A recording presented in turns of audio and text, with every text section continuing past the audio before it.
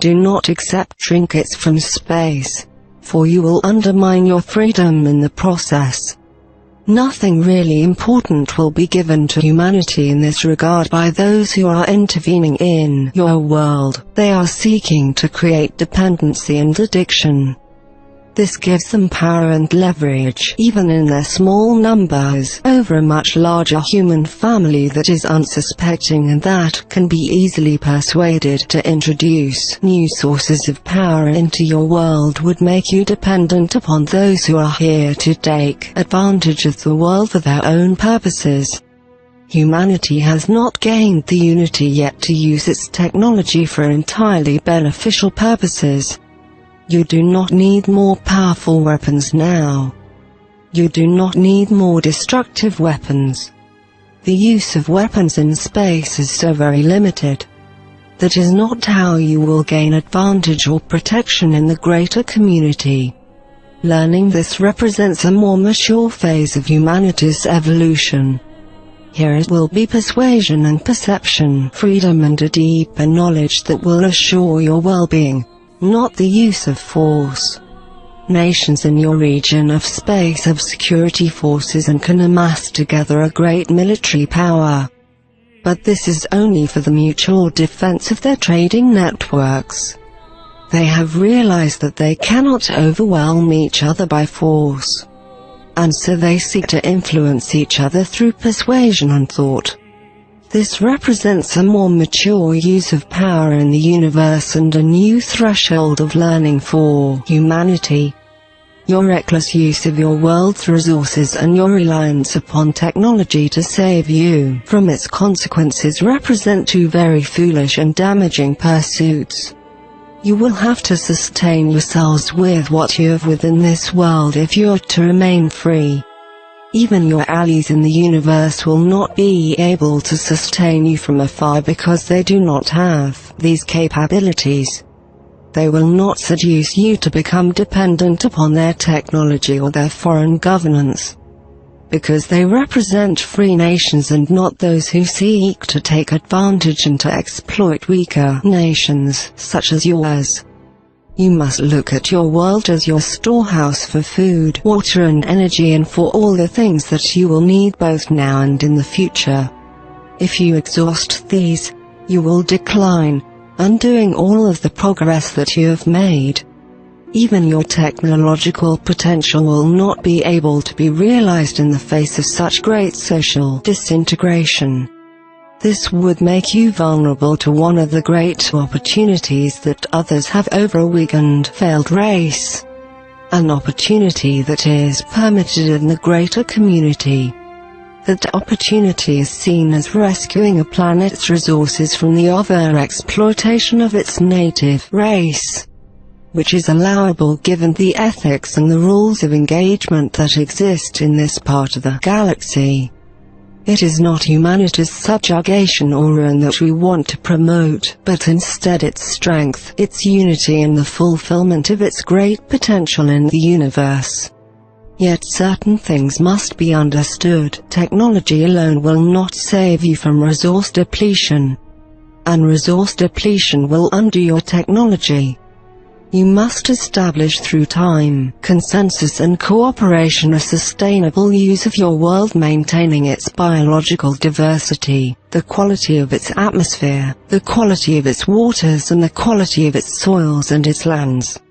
Adversity will help you to come to terms with this and to see its necessity, but adversity can also undo you, setting in motion forces of destruction that would be very difficult to stop.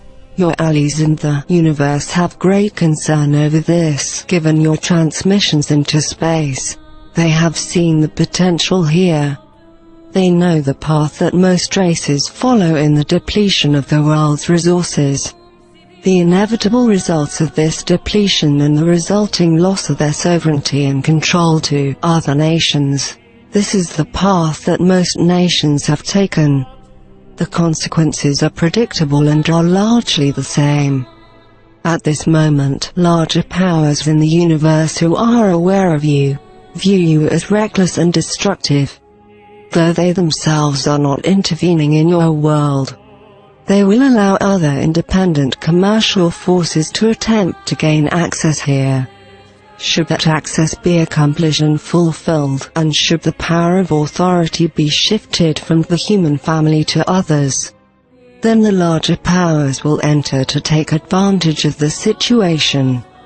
Much depends on your understanding and perception and upon the self-sufficiency that you can establish and sustain in your world.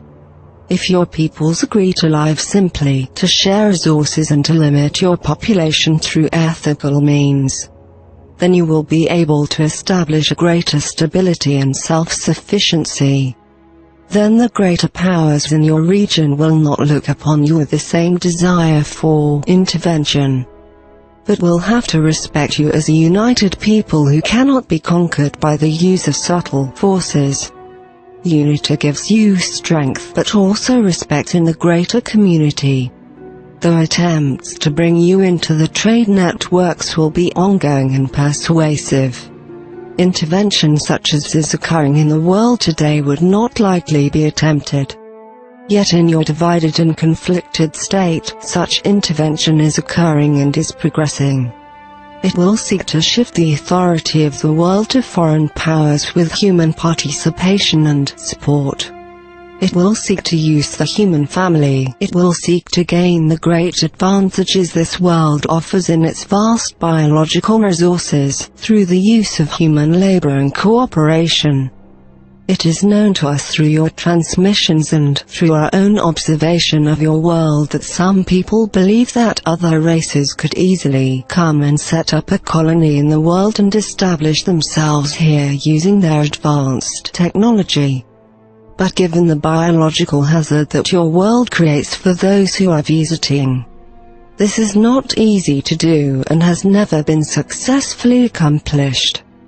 In fact, your world has the power to infect and destroy entire races in your local universe. Given the presence and the diversity of its biological agents, other races have rendered their worlds barren, and in many cases, devoid of nearly all of the native life forms. They have little or no immunity from contamination. Earth then can be viewed as both a great asset and as an immense source of contamination.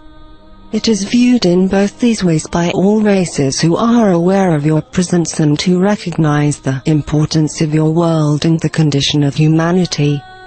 The third requirement is the need for extreme discretion. To be a free race in a neighborhood of space filled with races that have no freedom and do not want to encourage freedom, you must become extremely discreet. You must establish yourself as a non-threatening presence to these worlds. You must not engage in trade with them to any significant degree. And you must not allow them to visit your world and to scrutinize your behavior. The rules of engagement in this region of space will give you these rights if you can demonstrate a united intent and purpose in establishing and maintaining your boundaries to space. Powerful nations recognize other powerful nations. They are not persuaded by other kinds of inducements. To them power is resources, and resources represent not only wealth but survival, for their advanced technology has made their survival now more difficult to sustain and their resources more difficult to acquire. This is so very different from how the peoples of the world view such things. They think the world is there to be plundered, and once the world has been plundered, the universe is there to be plundered, and by that point, they believe they will have the technology to plunder it. But you cannot plunder the universe. Many have tried, and all have failed. Your discretion then becomes critically important. You will have to learn how to communicate without broadcasting into space. Even the most secret involvements of your governments are broadcast into space in many situations, and can be easily discerned by those who have gained knowledge of your language and your tendencies. For the world has been observed for a long time by all the powers in your vicinity. Those who seek to gain advantage here have waited until you built an infrastructure that they can use. and now they're attempting to persuade you to give them the reins of power and to make you dependent upon their technology and the sources of their technology.